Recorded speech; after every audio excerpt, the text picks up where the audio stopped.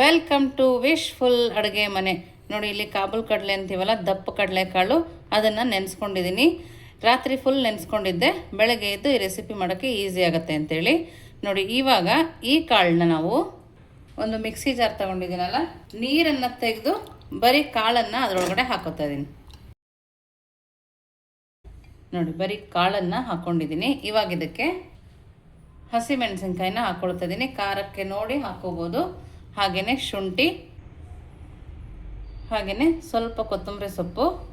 ನೋಡಿ, ಇಷ್ಟನ್ನು ಹಾಕಿ ಸ್ವಲ್ಪ ನೀರನ್ನು ಹಾಕೋಣ. ಈಗ ನೋಡಿ, ನಾನಿಲ್ಲಿ ಸ್ವಲ್ಪನೇ ನೀರನ್ನು ಹಾಕ್ಕೊಳ್ತಾ ಇದ್ದೀನಿ.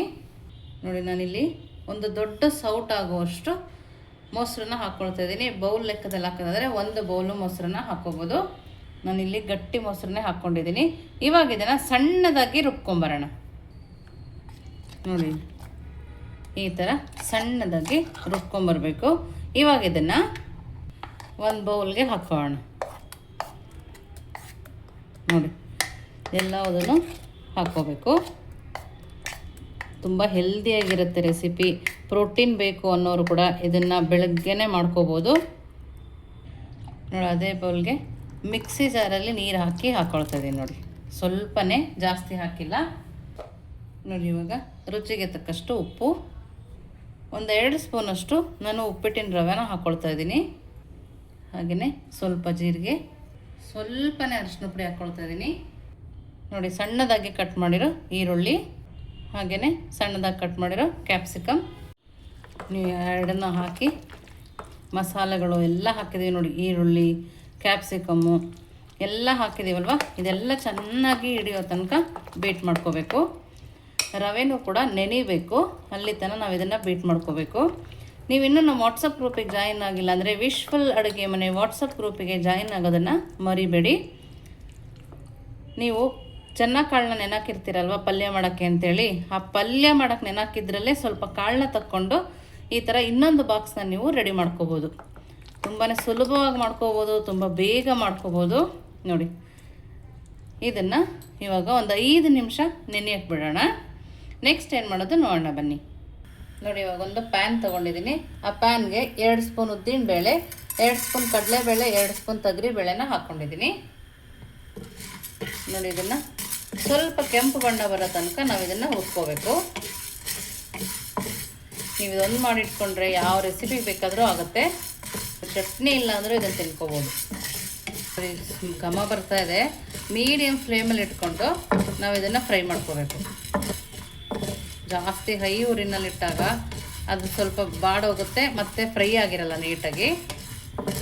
ನಮ್ಮ ಈ ರೆಸಿಪಿಗೆ ಚೆನ್ನಾಗಿ ಫ್ರೈ ಆಗಿರಬೇಕು. ನೋಡಿ, ಈ ಥರ ಫ್ರೈ ಆದಮೇಲೆ ಇದನ್ನು ಒಂದು ಪ್ಲೇಟಿಗೆ ತಕ್ಕೊಳ್ಳೋಣ.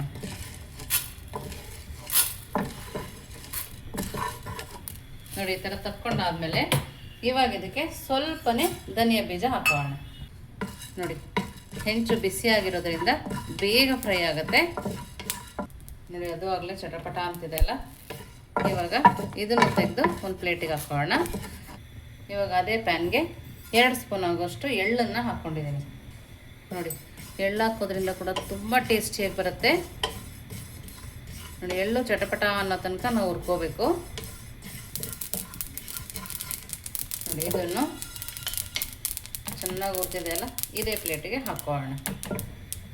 ಮತ್ತು ಅದೇ ಪ್ಯಾನ್ಗೆ ಸ್ವಲ್ಪ ಬೆಳ್ಳುಳ್ಳಿ, ಹಾಗೆ ನಾನು ಸ್ವಲ್ಪ ಹುಣಸೆಹಣ್ಣು, ಹಾಗೆಯೇ ಮೆಣಸಿನ್ಕಾಯಿ, ಹಾಗೆ ಕರಿಬೇವಿನ ಸೊಪ್ಪು ಇಷ್ಟನ್ನು ಹಾಕಿ ಫ್ರೈ ಮಾಡ್ಕೊಳ್ಳೋಣ. ನಿಮಗೆ ಖಾರ ಇನ್ನೂ ಬೇಕಂದರೆ ಮೆಣಸಿನ್ಕಾಯಿ ಇನ್ನು ಸ್ವಲ್ಪ ಹಾಕ್ಕೋಬೋದು. ಇದು ಖಾರ ಇರಲ್ಲ, ಬರೀ ಕಲರ್ ಇರುತ್ತೆ. ಇನ್ನು ಸ್ವಲ್ಪ ಬೇಕಿದ್ರೂ ಹಾಕ್ಕೋಬೋದು. ಇದನ್ನು ಕೂಡ ಮೀಡಿಯಮ್ ಫ್ಲೇಮಲ್ಲಿ ಇಟ್ಕೊಂಡು ಫ್ರೈ ಮಾಡ್ಕೊಬೇಕು. ನಿಮಗೆ ಬೇಕಂದರೆ 1/2 ಸ್ಪೂನಷ್ಟು ಎಣ್ಣೆ ಹಾಕಿ ಕೂಡ ಫ್ರೈ ಮಾಡ್ಕೋಬೋದು. ನಾನು ಹಾಗೆಯೇ ಫ್ರೈ ಮಾಡ್ಕೊಳ್ತಾ ಇದ್ದೀನಿ. ಇದನ್ನು ತಿಂದಮೇಲೆ ನೀವೇ ಹೇಳ್ತೀರ ಎಷ್ಟು ರುಚಿಯಾಗಿತ್ತು ಅಂತೇಳಿ. ಅಷ್ಟು ಚೆನ್ನಾಗಿರುತ್ತೆ. ನೋಡಿ, ಕರಿಬೇವಿನ ಸೊಪ್ಪು ಗರಿ ಗರಿ ಆಗೋ ತನಕ ಫ್ರೈ ಮಾಡ್ಕೊಂಡಿದ್ದೀವಿ.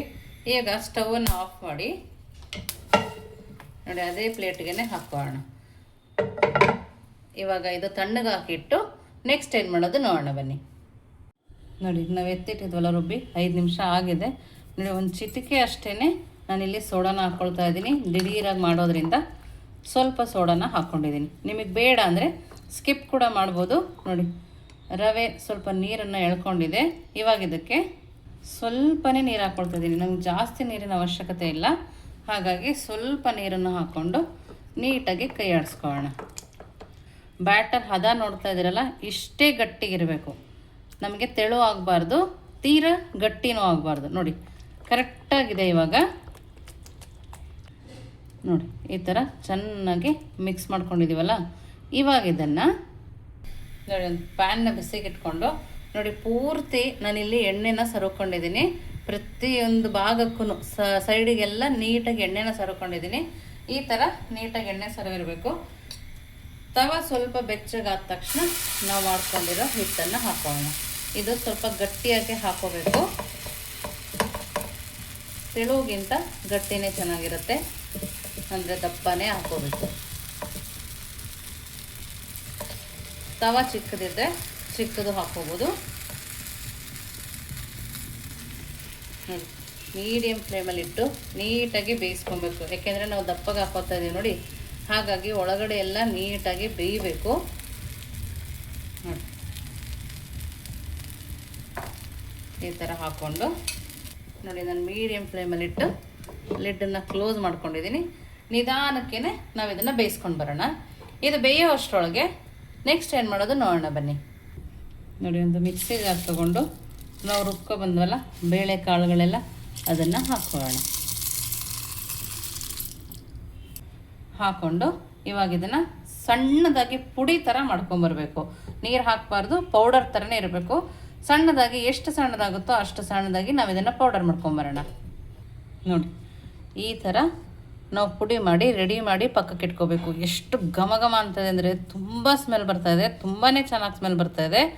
ನೋಡಿ ಇದನ್ನು ಪಕ್ಕಕ್ಕೆ ಎತ್ತಿಟ್ಕೊಳ್ಳೋಣ. ನೆಕ್ಸ್ಟು ದೋಸೆ ಏನಾಗಿದೆ ನೋಡೋಣ ಬನ್ನಿ.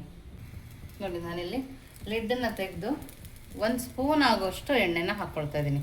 ಜಾಸ್ತಿ ಎಣ್ಣೆನೂ ಹಾಕ್ಕೊಳ್ತಾ ಇಲ್ಲ, 1 ಸ್ಪೂನ್ ಅಷ್ಟು ಹಾಕಿ ಮತ್ತೆ ಲಿಡ್ಡನ್ನು ಕ್ಲೋಸ್ ಮಾಡಿ ಮತ್ತೆ ಒಂದು 2 ನಿಮಿಷ ಬೇಯಿಸ್ಕೊಳ್ತೀನಿ. ನೋಡಿ 2 ನಿಮಿಷ ಆಗಿದೆ. ವಾವ್, ನೋಡಿ ಎಷ್ಟು ಚೆನ್ನಾಗಿ ಕಾಣಿಸ್ತಾ ಇದೆ. ಇವಾಗ ನಿಧಾನಕ್ಕೇ ತೆಗೆದು ಉಲ್ಟಾ ಮಾಡ್ಕೊಳ್ಳೋಣ. ತುಂಬ ಅಂದರೆ ತುಂಬಾ ಚೆನ್ನಾಗಿ ಬೆಂದಿದೆ.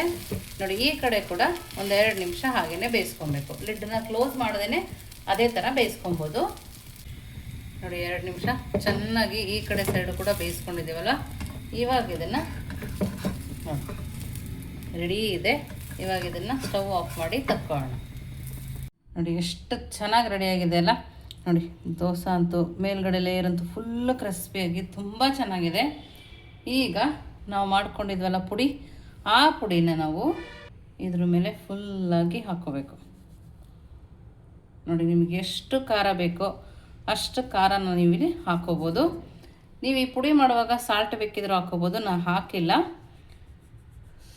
ಇಡ್ಲಿ ದೋಸೆ ಇದಕ್ಕೆಲ್ಲ ಹಾಕ್ಕೋಬೇಕಾದ್ರೆ ನಾವು ಅದಕ್ಕೆಲ್ಲ ಉಪ್ಪು ಹಾಕಿರ್ತೀವಲ್ಲ, ಸೊ ಹಂಗಾಗಿ ನಾನು ಇದಕ್ಕೆ ಹಾಕಿಲ್ಲ. ನೀವು ಬೇಕಿದ್ರೆ ಹಾಕ್ಕೋಬೋದು.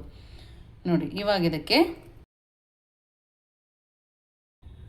ತುಪ್ಪನೂ ಹಾಕ್ಕೋಬೋದು. ನೋಡಿ ನಿಮಗೆ ಬೇಕಂದರೆ ನೀವು ಹಾಗೆ ತಿನ್ಬೋದು. ನಾನಿಲ್ಲಿ ಕಟ್ ಮಾಡಿಕೊಂಡು ಇದೊಂದು ಪುಡಿ ಮಾಡಿಟ್ಕೊಂಡ್ರೆ ನೀವು ಇಡ್ಲಿ ಮಾಡಿದಾಗ ಚಟ್ನಿ ಮಾಡಬೇಕು ಅಂತಲೇ ಇಲ್ಲ, ತುಂಬ ಚೆನ್ನಾಗಿರುತ್ತೆ.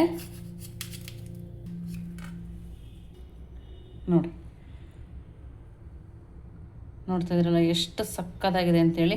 ನಿಮಗೆ ಪೌಡರ್ ಬೇಕಂದರೆ ಇನ್ನು ಸ್ವಲ್ಪ ಹಾಕೋಬೋದು.